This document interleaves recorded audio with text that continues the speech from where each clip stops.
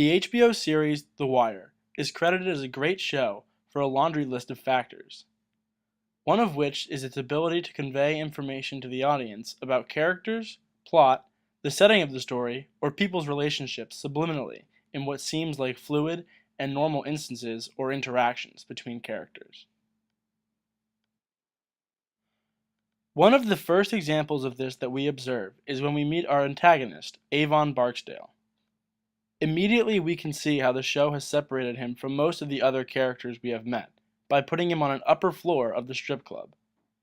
Not only does this establish how he is higher up in the hierarchy of the gang inhabiting the Franklin Terrace, but he is also established as a stern leader, given that the meaning for his meeting with D'Angelo is about reprimanding him for almost being thrown in jail.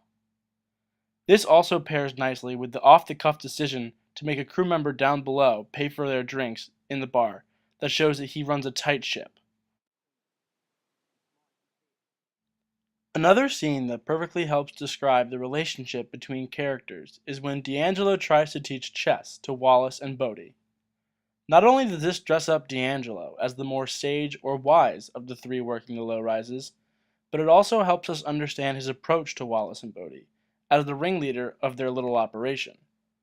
Not only does D'Angelo's explanation of chess show that he is more educated than the rest of his crew, but also how he is very proficient in his responsibility of selling the drugs in his stash and can make connections between his work and other things.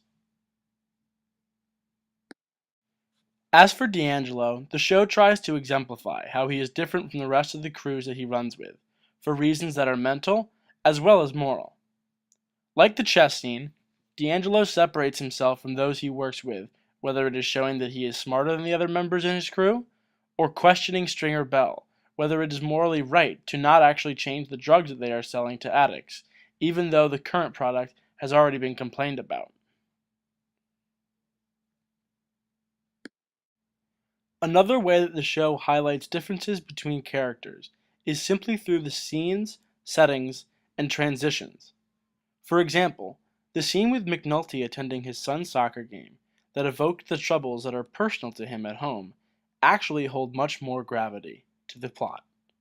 Disputing the rights he has to his son gives us insight to the conflict that is prominent in McNulty's life outside of work. This contrasts perfectly with the scene switch from the children's soccer game to the children running through the alleys when Bubbles is dropped off. Even though it is just a scene change at its core, it hints at ideas that our two opposing sides are not as different as we may think.